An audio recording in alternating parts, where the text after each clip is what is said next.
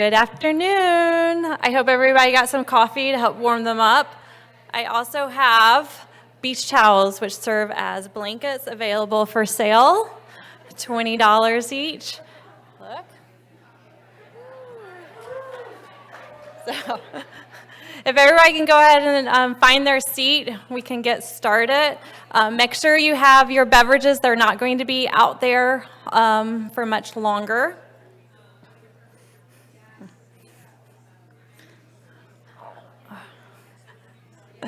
All right, well, we appreciate everybody hanging in with us, our virtual audience as well. This next session that we have is presented by Dr. Yuri Zarate, who we are all very familiar with. It is Growth in SATB2-Associated Syndrome, the SAS-Severity Score, and Clinical Registry Updates. Thank you.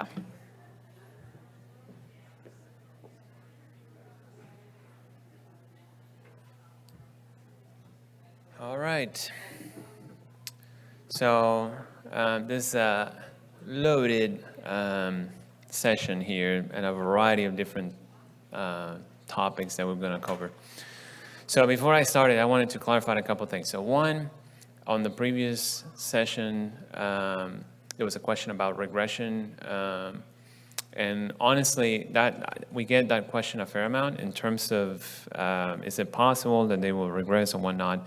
I know that in all honesty, we haven't seen regression, especially when it comes to intelligence, that we don't see it as often. I know it's been documented maybe in a couple of instances where IQ really drop, but as far as speech regression, I would think just what Ashlyn was saying, there might be other variety of things. But in terms of intelligence, we don't see regression. It has been reported maybe once or twice, but not routinely. And the second part, before we get started, on my previous talk about the bone issues, I was talking about the phosphate. And then once I came down, I was okay, well, that didn't really make a whole lot of sense. And I went back to the source, and really the phosphate levels get low or got low in those two people. So the alkaline phosphatase was high and the phosphate levels were low. So just to clarify, because I incorrectly, please forgive me, incorrectly claimed that the two were elevated, but the alkaline phosphatase was high and the phosphate was low, which I know in the virtual chat there was a question that we didn't get to answer about, okay, what do you do with the phosphate levels if they're high, but they really were not that high. They were in these two kids, they were low. So, and how do you fix low phosphate? Well, you can probably supplement it, but these two kids that had the low phosphate, they had undergone a variety of other tests to see where the phosphate was going. Kidneys and bowel really will be the main sources of how you lose phosphate. So to be continued, so not to talk too much about that, but I wanted to clarify because I incorrectly say about the phosphate that was elevated, but it really was low. I went back to the source just to clarify myself.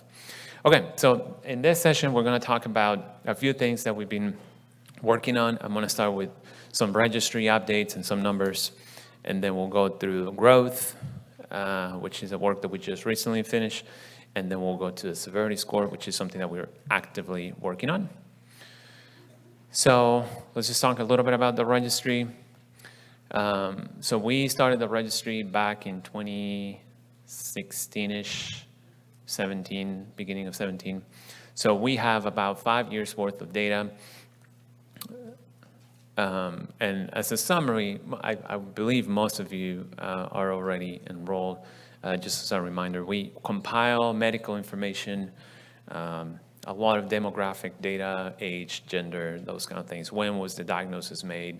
Of course, genetic testing results for everybody. We ask that upfront just to make sure that we're enrolling individuals that truly have this diagnosis. We have had some that thought had this condition, but it was not this. So that doesn't happen very often, but it has happened. But upfront, we do like to clarify that this is correctly the diagnosis.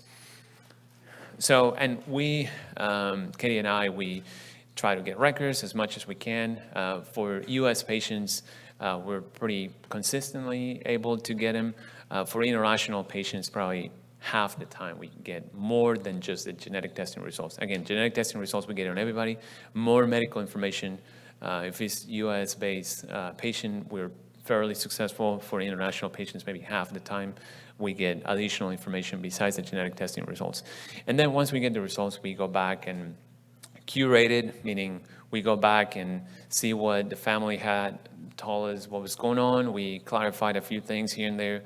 So we feel it's pretty accurate data for the most part because we go to the source, double source, in this case, the family and the provider. So, and that really is what has allowed us to answer questions over the last few years, and will continue to be there for us to answer future questions. So as of last time I compiled the numbers, so we had 258 individuals in the registry that have completed enrollment, done the survey, everything else. The breakdown is fairly even, just a few more males than there are females. And then here you see the breakdown when they enrolled for age. So on the x-axis, you have the age in years, and then each individual dot, it will be when each individual patient enrolled. And the red dot in the middle is the average, which is about 7 years. So here to show you that the vast majority of the patients in the registry at the time of enrollment are 10 or younger. But we're seeing a few more now 10 and older, and you can see several that are in their 20s and 30s now. So as far as where they come from, so the vast majority are from the US and Europe, and we have some families, of course, from Canada, Australia, a few less from South America and Asia. And I was talking earlier with some of you about the representation as far as ethnicity and whatnot. We don't capture race, we just capture the country where they come from.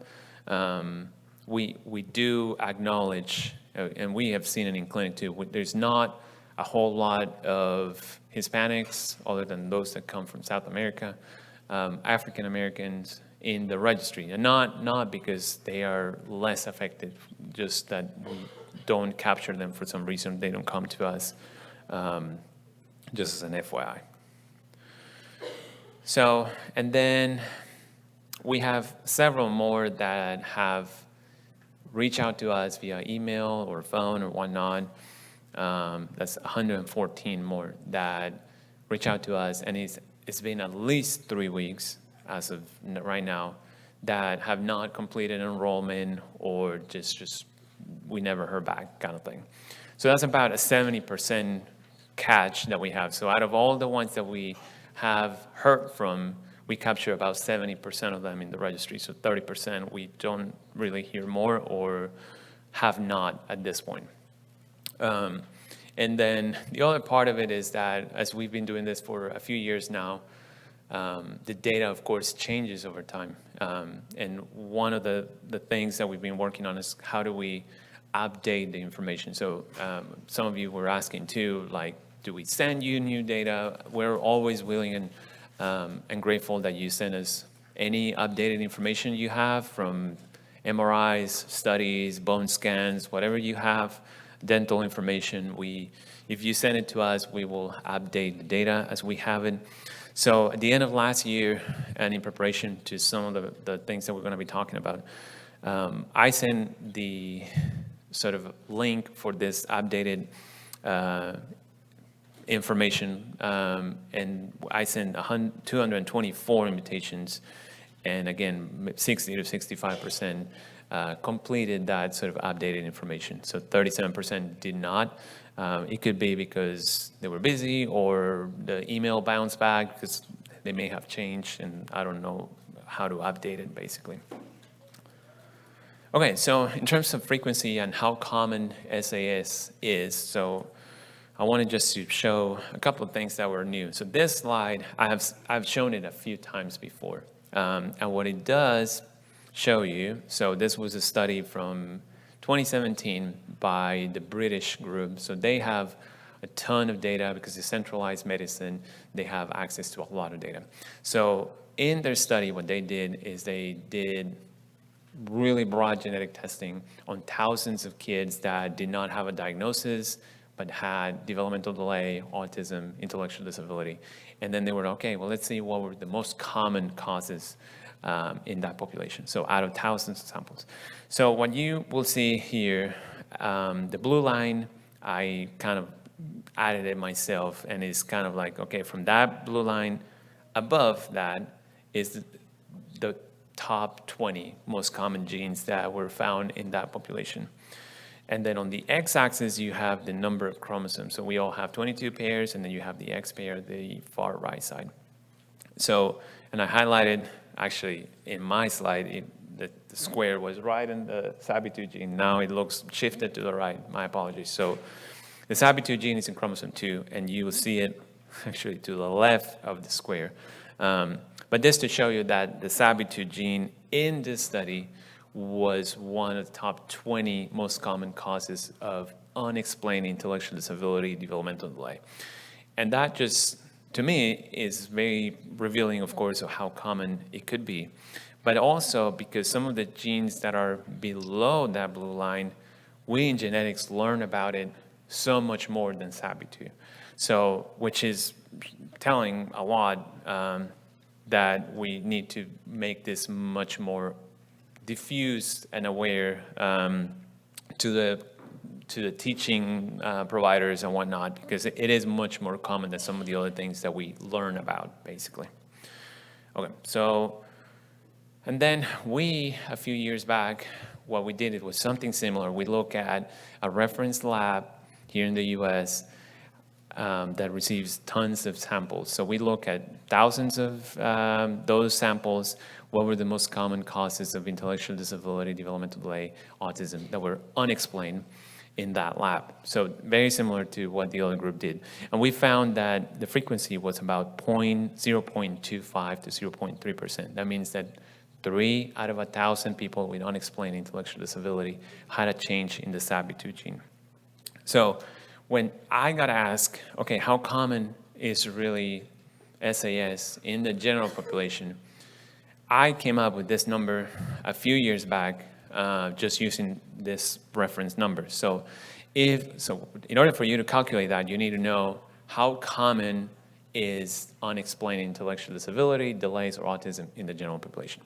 So I estimate that to be about 1%. So 1%, so 1 out of 100 people in the general population, if you quote 100 people on the street, you will capture one that has some form of intellectual disability, developmental delay, that is unexplained. So that is excluding Down syndrome or head bleeds or other things, right? And then if you multiply that by what we had determined before, which is the 0.3%, we came up with a number that was around 3 in 100,000 or 1 in 33,000 to be more precise. So that is what we had estimated based on our numbers. So, and I wanted to review this because there was another study not long ago from 2020. Actually, I thought I had the reference. Yeah, so 2020. In that study, what they did is they estimated the frequency of all genetic causes of developmental delay or intellectual disability based on population data, studies that have been published and whatnot. And they estimated the changes in SATB2 to be about 1 in close to 30,000. So pretty close to what we had estimated. And in their study, it was the 30th most common cause of intellectual disability. So for us in genetics, that means we're bound to see it. Like it or not, we will see it fairly frequently in our clinic just because of the amount of testing that we do. Okay. So that just to show you that, because I know that some of you were asking, okay, why don't we see this diagnosis in other populations? And part of it is access to genetic testing here in the US is easier in a way to get very broad testing. In the UK, similar, they have really broad testing capabilities to detect it. Okay, so now I'm going to switch gears to the second part, which is the growth data. So we've known for a long time that growth is affected in SAS. And many of you will agree that kids with SAS tend to be thin and skinny, and maybe height not being a major issue, but overall weight and weight to length proportion being on the lower side. So what we have wanted to do was just to create growth charts that were dedicated for SAS, and that's kind of what we did. So we collected data from 211 individuals, many from our clinic. So we had weight, heights, and head circumference measurements, a total of 1,500 or so measurements from those 211 individuals, many from clinic, many from records that we had available. And this is kind of the summary of what we found. So about 20-ish% had a low weight. Somebody's calling me, sorry, I'm gonna decline here. About 20% had low height. And again, about a 20% had that proportion of weight over height or BMI, which is a ratio of weight over height, also that was low. And with low, I mean below the third percentile, which is the lower cutoff of normal. And then we also found that growth was more effective for those that had deletions. So if you remember, there's different ways to get SAS, one being when you're missing the SATB2 gene along with other genes, so that's called a deletion. Okay, so, and with all that data, what we were able to do is create some dedicated growth charts. So I'm presenting this data for the first time here. And this slide is for males, the next slide is for females, just to walk you through A, B, C, D, what they mean. So top left panel is weight, top right is height, bottom left is head size, and bottom right is BMI, body mass index. Now, if you look at each individual chart, the dashed line is the reference. It could be World Health Organization or CDC data, depending on the age. And then the solid line, it would be SAS. And then the top, it would be the 97th percentile. And then the middle line is the 50th, so the average. And the lower line is the third percentile. And then on each graphic, you will see this other figure is what we call a waterfall plot. So what you would like to see in general is be closer to the middle of that waterfall plot as you can. So if you're on the left side of the middle, that means you're above normal. If you're on the right side of the middle, meaning going down, meaning you're below normal. So that's kind of the overview before we dive into the data. So in general, what I can tell you is that when we look at weight graphics, so the lines for the middle and the lower are lower than normal. So the kids basically are on a lower trend compared to the general population, which is also reflected on that waterfall plot. You see that there's a deeper dive on the right side. So there's more negative values basically pulling the curves down. Height, it was not as impressive. Head size, honestly, it was kind of at the beginning maybe a difference, but then they normalized. And to clarify, the data here goes from 0 to 10 years for weight, height, and for weight and height. For BMI goes from 2 to 10. The reason for that is that after 10 years, we had much less data as you expected because the majority of the kids are under age 10. So you need a lot of data to be able to construct this type of graphic. So, and then the bottom right is the BMI one, which this one, it was very impressively lower than the average. So basically, kids, again, are much leaner than their counterparts and not as effective for height, which will make the ratio of weight to height much lower, basically. So we did the same for males and females, very similar trends for both males and females. And then the other part that we were trying to do is to determine if the type of genetic change had anything to do with the growth. So we cluster all the data into 3 different groups. Missense, again, is when you're replacing a letter for a letter in the building block chain. So you're producing the same amount of SATB2 protein, it's just misspelled. The middle part is what we call a null type of mutation. So those are your frame shifts, stops, splice sites in your genetic reports. So that means the protein is being produced. It's just much shorter than it needs to be.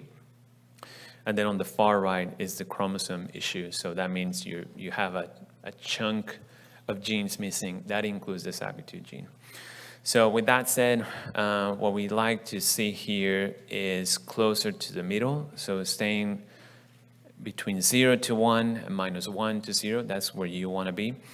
And the color is the density of people in that box, basically. So the darker blue means more people were in that group. So what you see here, this is for weight, in the chromosomal category, the darker blue were on the bottom right corner. That means that there was more people that were underweight in the chromosomal category compared to the other 2 groups.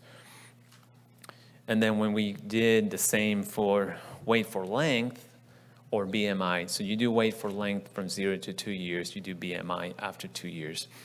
Now you see that there's a lot of blue below that 0 line for all groups. That's the first thing, but still there's a predominant darker blue for the chromosomal issue. So again, reflecting that kids with chromosomal issues are more affected than the rest and have a higher proportion of kids that are underweight, basically. Okay, so this work has already been accepted. I reviewed kind of the final version earlier this week. That should be coming out in the next month or 2. When it does, I will route it to Allison, who in turn will circulate it to you all. All right, so, and then the last part of it is the severity score. So this, something that we've been working on for a long time, but we're making some good progress. So in terms of the severity score, we know, and you all recognize this, even what you've seen in the last few hours here in the room, right? So we know there's a broad range of severity in all this. So, and I don't know what the question marks are supposed to be. There were supposed to be some dash, arrow, something. But anyway, so yeah, it was an arrow. So to reflect that it goes from nonverbal, which is what Ashlyn was telling us earlier, to some that actually speak in short sentences. We've seen it in clinic too. So there's a broad range when it comes to speech. Same for IQ. So there's some that have had documented IQs that are as low as in the 30s to some that are as high as in the 70s.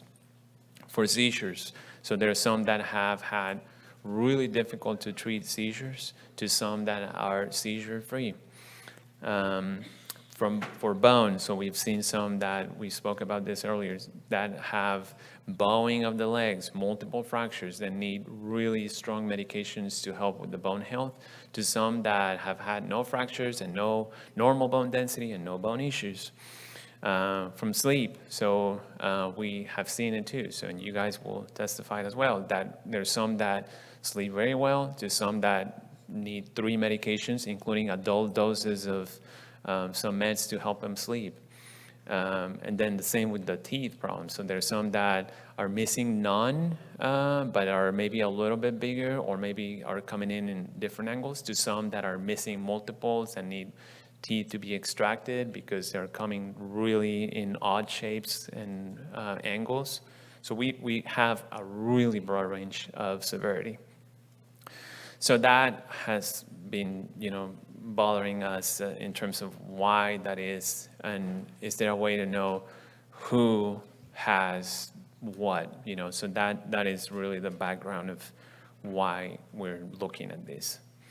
So based on all this data that we have and our own observations from clinic, so we've been coming up with a point-based system that will allow us to determine how severe someone might be.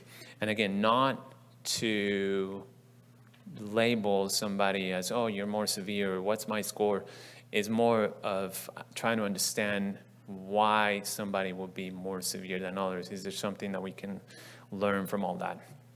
So that's the thought process behind it.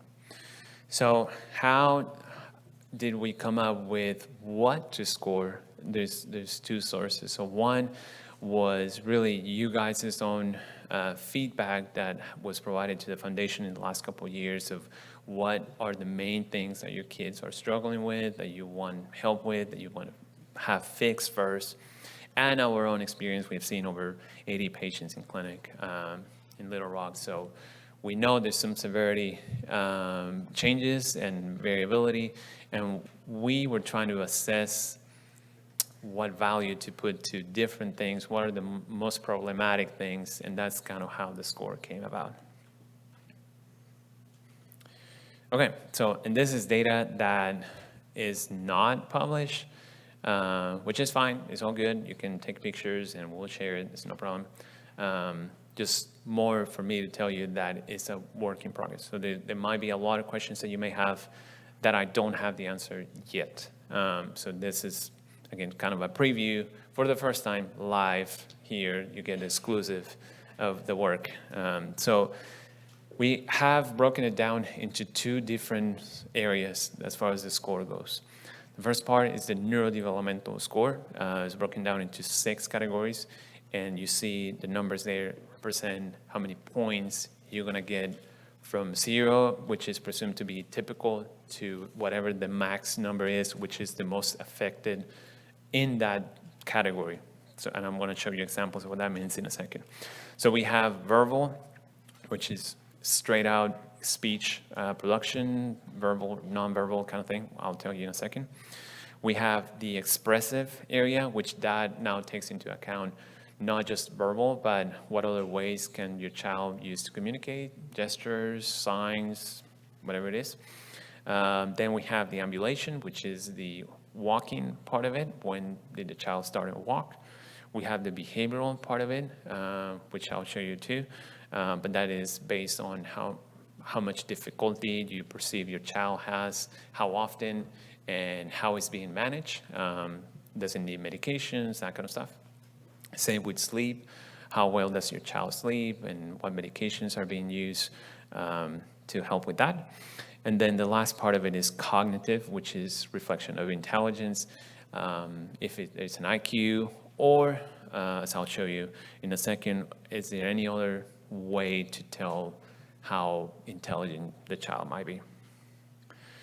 So that was the neurodevelopmental area, which again is 6 sort of buckets. And then we have the other stuff, which we call it systemic, which is divided into 9 different things. And you can see that all these 15 total things are things that kids with SAS struggle with. So we have palate, which is that simple yes or no. We have strabismus, which is, again, crossing of the eyes. That will depend on not only if it's present or not, but did it need intervention or not. We have growth, which that is basically looking at the growth chart again, where the child plots, which is the data that I just presented. Then we have teeth, which it depends on how many problems does the child have, from big teeth to missing to coming in the wrong angle, x-rays showing this or that. We have muscle tone, which it goes from normal to a little bit low to really low kind of thing. Bone, that is determined by the presence of fractures or a bone density scan, if it's available. Seizures, again, if it's present or not, and how are the seizures managed, how well controlled they are. Scoliosis, depending on the angle of the severity of the scoliosis, how was it diagnosed, if it was just with x-rays or with exam, or did it need x-rays, or did it need a brace, surgery, that kind of stuff. And then the drooling part, how excessive is it, did it need any kind of medicine or injections, that kind of stuff. So that is kind of the 15 areas that we are going to be looking at. And this is just a snapshot of how we're doing it. So the idea is to, if available, then you will always look for the right side of the table data, which is the objective data. So for example, Ashlyn was talking about some of these things that she was doing, right? So with the levels of communication matrix, et cetera. So we will look at that data. If it's objective available, that will be the preferred way to do it. And then if not, then we just go by what you tell us equivalent to what we think is the same level, what the test will show compared to what you will tell us. Same with intelligence. So if we have an IQ, that will be the way to go. If not, then there are other tests that your child may have had that is not an IQ that we can sort of extrapolate as, okay, that reflects mild, moderate, or severe cognitive difficulties. So this is just kind of a preview of what it will be like. We have the table for all 15 things already done, so I didn't want to overwhelm you with how to score anybody at this point. So stay tuned, it's coming pretty soon. So the severity score for the neuro part of it, so those 6 initial areas will give you a total max of 24 points. Again, the higher the score, the more severe a child might be affected. And then the systemic, again, which is everything else that is not neurobehavioral, will give you a max of 23 points for a total of 47 points. So it goes from 0 to 47, again, 47 being the most severe a child would be. So we've been working on this for a while, and we've scored 164 individuals so far, evenly distributed males and females, all ranges of age. We decided to start the score. The score is to be applied when a child is 3 and older, and the reason for that being that a lot of the measurements are in terms of speech and behavior and whatnot. You won't see them that early otherwise. So in order for you to be objective in terms of development, mainly 3 years is what really we would start. And the average age you see there is about 8.5. We had a mix of all types of different genetic changes for the severity score, representing the general population. So when we scored this 164 individuals, the average was about 20 points, and we had a range like everything else, from 2, which is the lowest, to 34, which is the highest. So that gives you an idea of kind of where everybody might be. Okay, so and there's different ways to look at the data. And honestly, again, this is kind of a work in progress. So I've been trying to think of what are different ways to look at the data that is more informative. And this is one way to present the data. So I'm just going to walk you through it. So the SATB2 gene is supposed to produce the SATB2 protein. The SATB2 protein has 733 building blocks. So on the x-axis here is from 1 to 700, basically, where in the protein is the change. So this graphic is only for those that have changes in the gene that are not deletions. So that have just a letter for a letter, or a change that stop the protein from being built altogether. So that's kind of the background. And then here we have 2 different types of mutations. So in blue, we have what we call the null, so that is proteins that are being stopped earlier. And in red, we have missense, which is the full length of the protein is just one letter that has been misspelled. So there's, again, different ways to look at it. So I was, okay, well, let me see, is there a difference between null versus missense, for example? And the short answer is, as a group, we haven't seen a major difference. And you will see that even in the same position, so on the x-axis, if you trace a line vertically, There's people that have very low to people that have much higher. So it's not, we haven't been able to see it very clearly so far. It's not a difference of where exactly is the change located. But I haven't finished all the analysis yet. And then how big the circle is how high your score is. So the individual on the very top in blue, around 400 is the highest, and the individual on red, around 500, bottom is the lowest. So it's all over the place, to be honest. There's a trend kind of upward as the x-axis moves to the right. So maybe it's worse as the protein is longer for some reason. To be continued. So this is one of the many ways we can look at the analysis.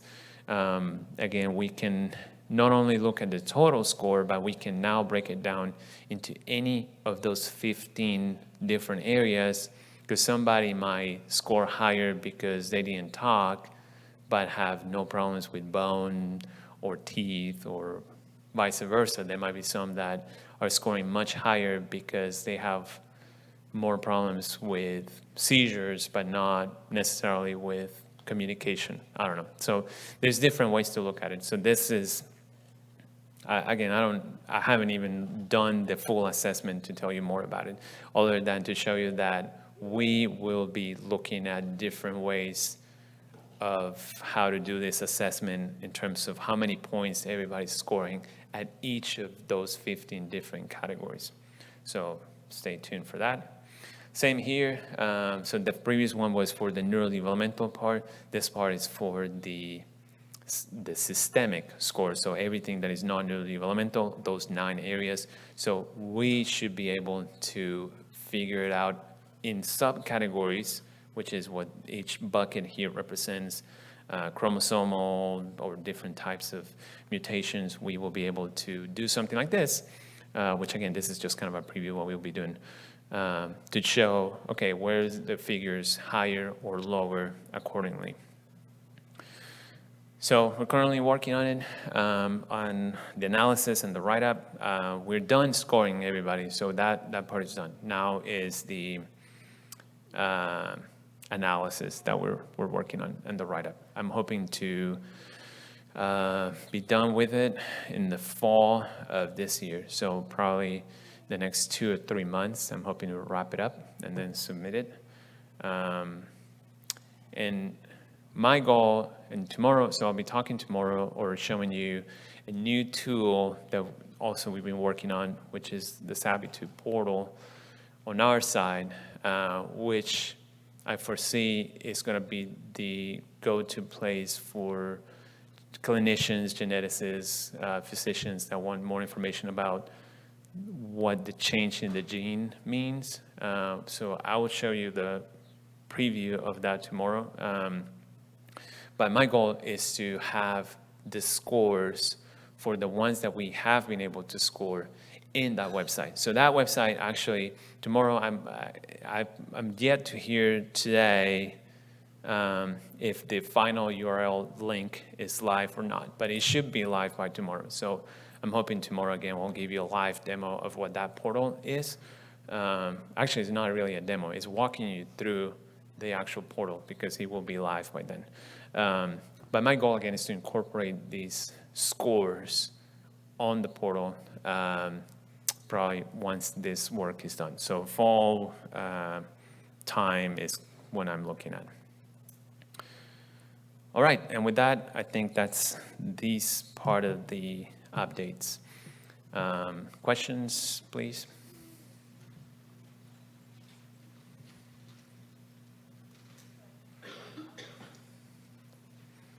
If it's your mom, you should bring her the microphone now. I'll get my mom. or roller. I just have a quick question. Mm-hmm. I don't know if you've dived this far into the data yet, because I know it's such a spectrum and every individual is completely different yet Right. similar. So as of last fall when we were at the clinic, Lincoln, I think, was one of 18 twins. have you seen any, I guess, similarities in the data in terms of severity for those that have the same mutation at the same spot, or is it just so broad that it is just individualized? It really is broad, and honestly, as I was starting to do the analysis, I was hoping that it would be very clear difference. Like, okay, if you have a change in this spot, It means boom, this. you have always gonna be this score or higher, whatever. But it's not like that. So I don't know why that is, honestly. So it's not necessarily gonna be by, if you have a change at the 400 building block, this is gonna be your score all the time. It's more of a how or where in the protein has different functions depending on where that is. So it might be, okay, if you're in this area, you're bound to have this kind of similar presentation. Severity somehow. But the preview, spoiler alert, there's really broad range, even within a group of 20 kids that have exactly the same change. But again, I'm hoping that it gives you a sense, okay, this is the minimum that you will have, this is the maximum that you have, and then also, okay, so for those 18 or other kids, they don't struggle as much with bone, they primarily struggle with speech, you know. I'm hoping to get to that. Interesting. Okay, thank you. Mm-hmm. Hi. Okay. I saw there's sleep disorders, and my son has always slept very well, but just now at like about 20, he started waking, goes to bed late, he wakes up at 3 and just wanders around the house. And I thought maybe that was maybe because a lot of 20-year-olds stay up late, but now I see it's in your research. So could you tell me a little bit more what that looks like and the onset, the average onset, you know, is this because of the SAS, being a SAS kid, or is it because he's 20 and 20-year-olds stay up late? I mean, in terms of onset, we've seen it from the very beginning, to be honest. And the questions in terms of the research that we've done, and Allison might talk about this tomorrow too. So in our clinic, we have parents fill sort of a set of questions, very dedicated surveys in terms of when and what kind of problems they have and whatnot, and how are they being treated. So we have seen it very early. Now, if you tell me, okay, in your case, he slept very good, and now is when he's not, I mean, I would not necessarily, I would think other things first before SAS as being the cause of his lack of sleep. It could be age-related, hormone-related, sleep apnea-related, I don't know, other things before that. Almost invariably, all the ones that we've seen that have sleep problems, which are many of them, is in childhood. Okay, thank you.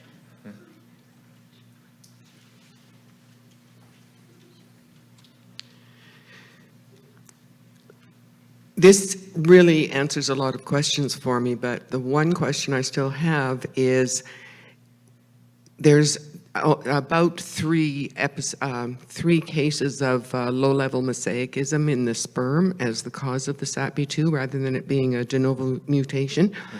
Mm-hmm.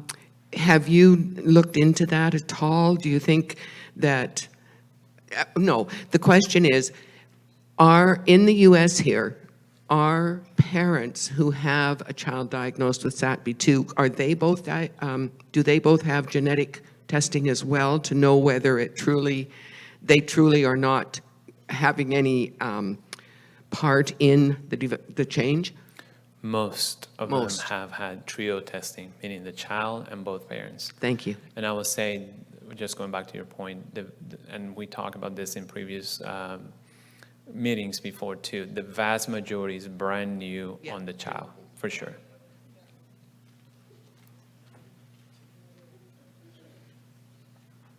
So this is, I mean, I'm pretty excited by what you're doing, so I'm really thankful for all the stuff you're doing, right? So one of the things, right, so in one of the graphs that you showed, right, and you probably answered that while you were answering that, so maybe I'll just ask the question just for that. So you see some prevalence around the the number 400 or between 400 and 450, right? Do you see a lot more density in there, right? Is that the kind of things that you'll be looking at, saying, okay, if this is where your mutation is or where you have your abnormality, right? Maybe these are the things to expect, right? Maybe you'll have more or less of one thing versus the other. It just feels like, that might be a lot more knowledge for us, right? To kind of at least know what to expect going forward. Yeah, I mean, that's honestly the goal. Now, would I be able to accomplish it as neatly as I would hope in terms of, okay, if you have a change in this gene, these are the problems that you're going to have and the score that you should expect. I don't know if we will be able to do that. And you're correct, the clustering, and actually tomorrow when I show you the portal, you'll be able to see it even better.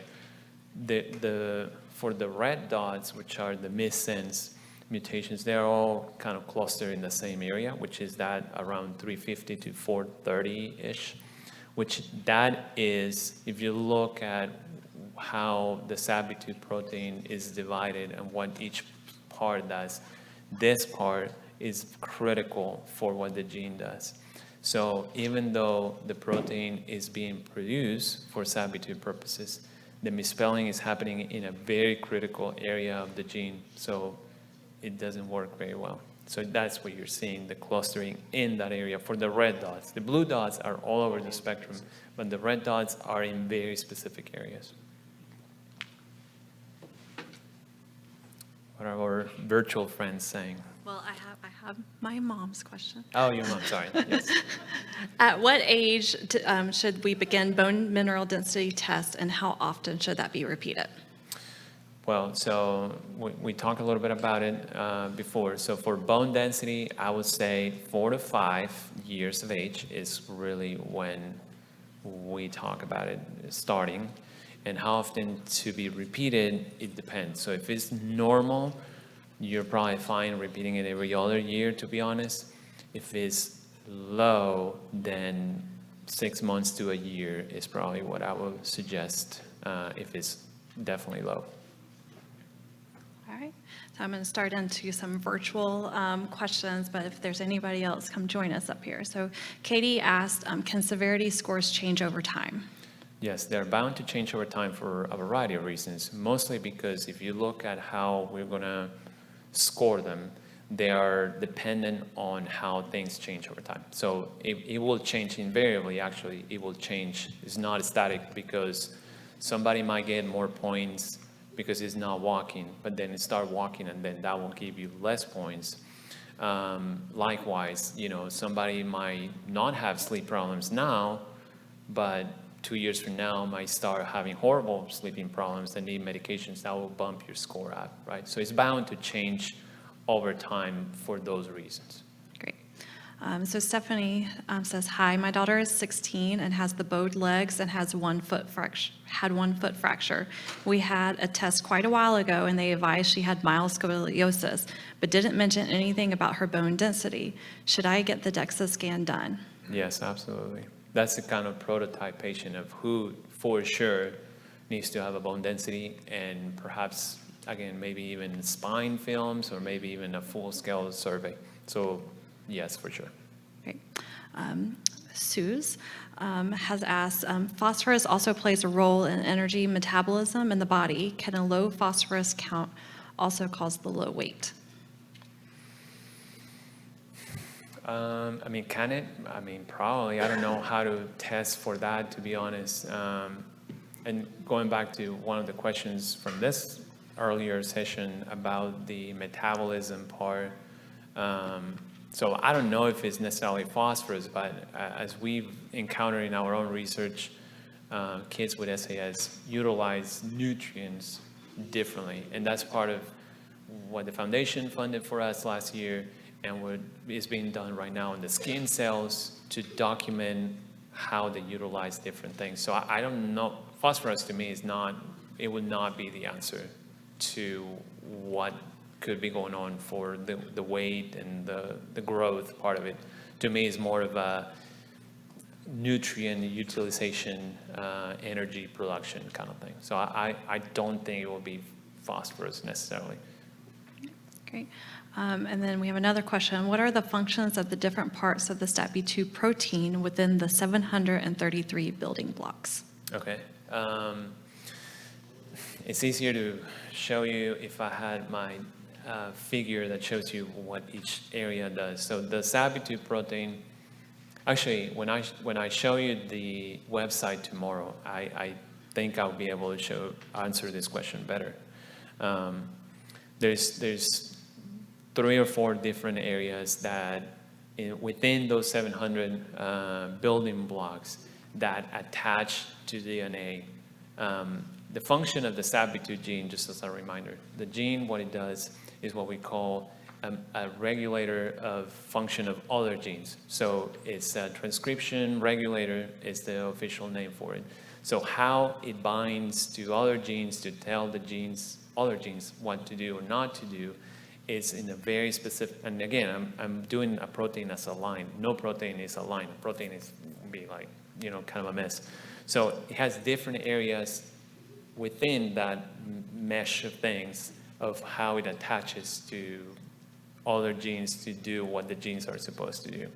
So out of the 700 and whatnot building blocks, there's this area in the middle, and then a little bit after that, those areas are what attach to the other genes to do the function of the SATB2 gene, which again is regulate what they do. It's much easier to show you if I had the right figure, but this is not the right figure. Okay, great. So this is one I think a lot of us probably have a question about. So does the STAT-B2 condition have a factor to play in our kids having a high pain tolerance? Some of the parents agreed with me at the UK STAT-B2 conference and mentioned their kids had a high pain threshold and wondered if you had noticed that in your research. Yes, so we have not specifically been asking about it, and it's not in the questions that we have in the registry. But yes, for sure. We hear it all the time, especially, and Dr. Simmons tomorrow might speak about this from the dental perspective. The trauma to the front teeth is very common, kids that fall and hurt, their mouth and whatnot, among other things. So yes, I do think, I agree with what was said in the UK group. It is related, in my opinion, and we do see a high pain tolerance for sure.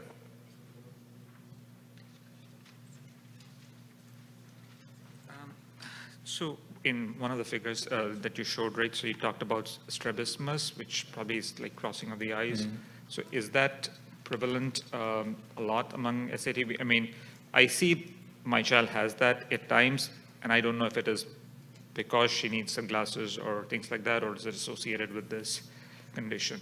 Yeah, it is associated. We have seen it, if I remember correctly, maybe 25% of the time, crossing of the eyes. And that probably does require a dedicated eye doctor to see what's going on. A lot of the kids cross the eye just in an attempt to focus. Yeah, exactly. So glasses will fix it, In the score, we have more, okay, you have no strabismus, you have strabismus that didn't need anything, or the highest score will be you have strabismus, so crossing of the eyes, and your child needed either surgery to bring it back, or eye drops as an alternative to make you focus better, not glasses. So we do see it, so it's part of it.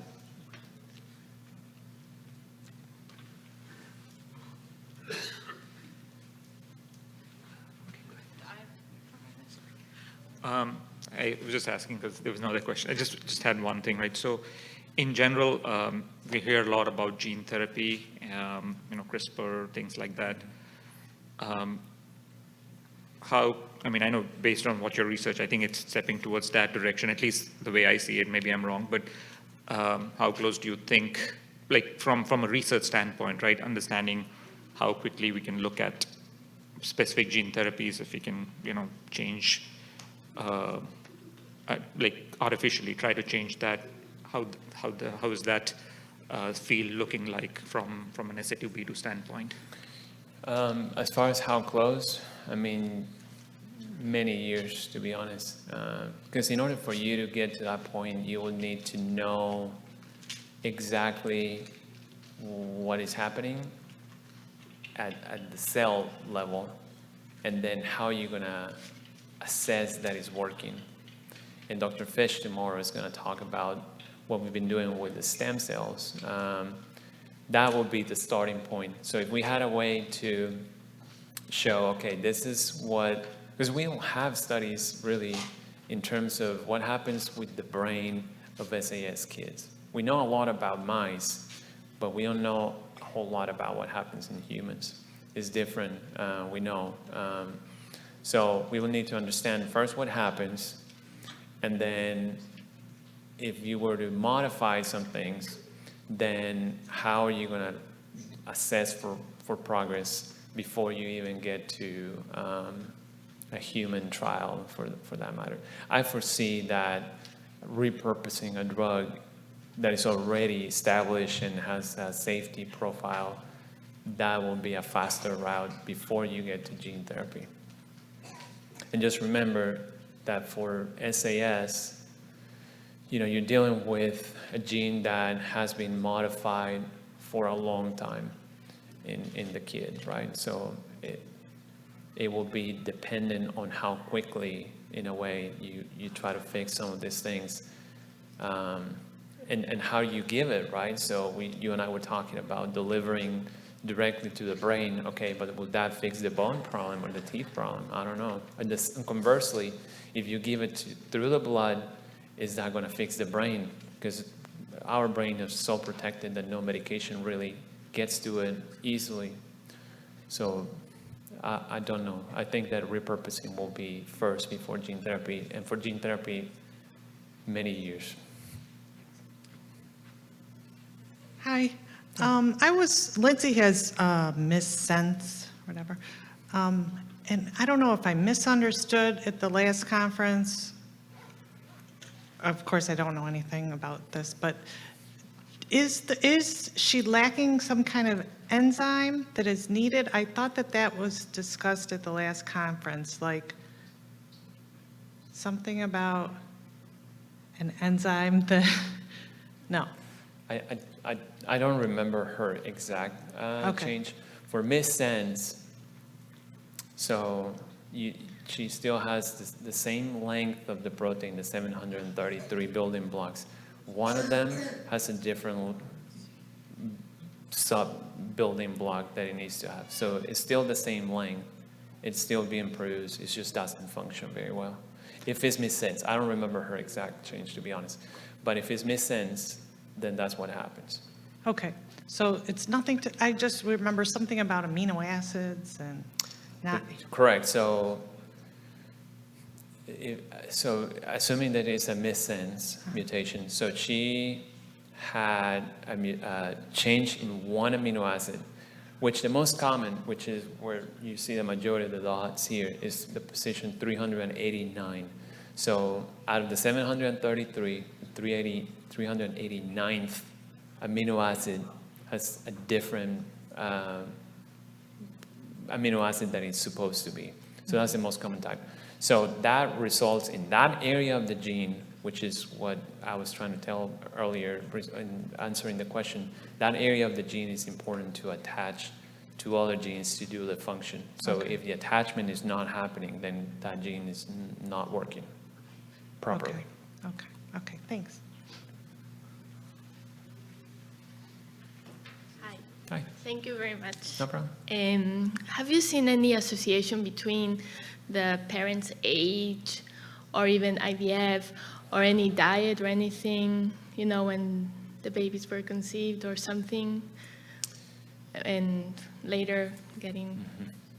That's a great question, by the way. We have not collected parental ages routinely.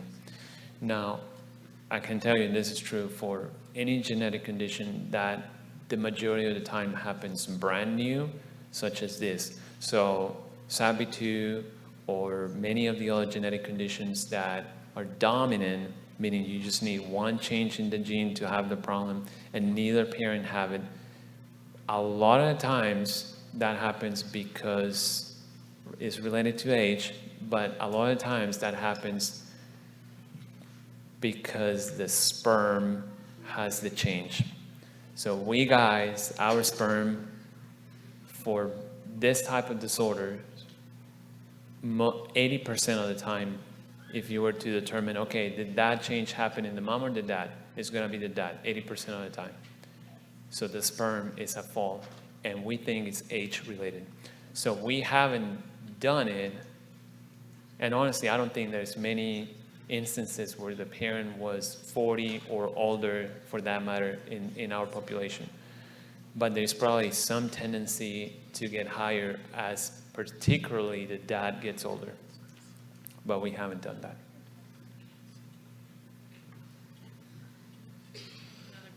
Please?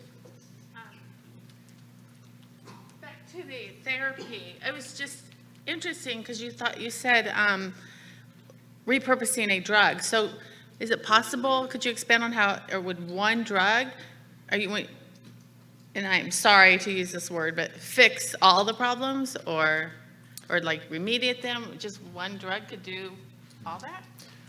Unlikely that it will fix all the problems. And it's the same for gene therapy, for that matter. It's not going to fix all the problems. What I mean is that, and we see this in medicine all the time, so it is possible that there is a drug that, I'm going to just make this up, that boosts the amount of SATB2 protein your body produces, for example. I don't know if it exists or not, but let's pretend that it does. And that might be enough to help with some things. It could be bone, it could be teeth, it could be behavior. But as far as fixing the problem, unlikely. And again, going back to the gene therapy part of it, when it comes to brain, the connections in the brain have been established from the very beginning, right? Conception to in utero formation to birth and the first year of life. If you're trying to rewire, there's no drug that really will do that directly or indirectly, gene therapy or repurposing a drug. So you're trying to bypass that some other way, is basically what I'm trying to say. So it might be like in utero, eventually whenever the If there technology was, arises? yeah, if there was something, yeah. I mean, this is not just true for SAS, but for many of the genetic conditions that, we as humans have, maybe the earlier you do it, yeah, you would think that the more likely it is that you will see the benefit that you're looking for. Thank you. Mm-hmm. All right, we have our last question, and then we're going to wrap up. What extended research has stemmed from the SAS metabolism study from 2019? Okay, so that's a good question. So to summarize what we did on that study, we look at blood samples from some of the kids that came to clinic in 2018. So that's blood, but we didn't look at anything else. And then we try to basically test how the cells from that blood responded if you modified the conditions where the cells are supposed to grow. So if you had the perfect conditions, if you feed the cells properly, the right amount of sugar and whatnot, then they grow and they're happy, right? So we change that in different ways. So we mess around with the amount of sugar they got, we expose the cells to different types of fat and protein and see how they did. And the summary of that is that in the cells in the blood, which is one type of cell, it's called lymphoblasts. So we found that the cells that were coming from kids with SAS did not like very much what you would anticipate to be a normal response when you have sugar, protein, and fat, basically. So they did not like what you would anticipate, and we compare all the samples against controls, right? So they did not utilize sugar as well as we thought. So it's hard to extrapolate from a blood sample on 11 kids to what happens to the general population, right? But what we found is that, okay, they don't like sugar as much. They prefer to have protein and fat as the sources of energy as opposed to sugar. So you guys and I, we like sugar, carbohydrates as the main source of energy. The kids with SAS in the cells did not. They prefer fat and protein. So that was kind of the original study. Last year we got funding from the foundation to do a follow-up study on that. Now looking not at blood, but looking at the skin cells that we have to see if we can replicate the same. So would the skin cells also show the same pattern? Because now if it does, then that's two different cell lines that are showing the same pattern. So could that be, okay, well, then the brain is the same, right? Our main source of energy for the brain is also glucose, carbohydrate. So is it possible that the SAS kids don't like glucose, which we all think is the main source for brain fuel, but rather of something else, and we can modify the diet and how we do it? That is the main purpose. We honestly have not answered that question. We've been toying around with different guidelines on how to do a diet sort of thing. I've heard from some families that have modified their diet, not quite like a keto diet, which you're maybe familiar with, which is mainly getting your calories from fat. So, and I would not recommend a full keto diet, but some families have modified based on these findings, their kids' diets, and they've told me, at least a couple of them, that they saw improvements in their weight and maybe attention and whatnot. And that was a diet that was mainly based on increasing, sources of protein. So that is, fish, eggs, whatnot, and less sugar, I guess, in their diet, which that's simple, right? So no junk food and whatnot, but a lot of more protein-based diet sort of thing. So if we normally get for our day-to-day 15% of our calories coming from protein, a higher percentage. And not that I'm going to tell you, okay, this is what you need to do, because we're not there yet. So that's kind of the summary, long summary of it. We're good? All right, thank you.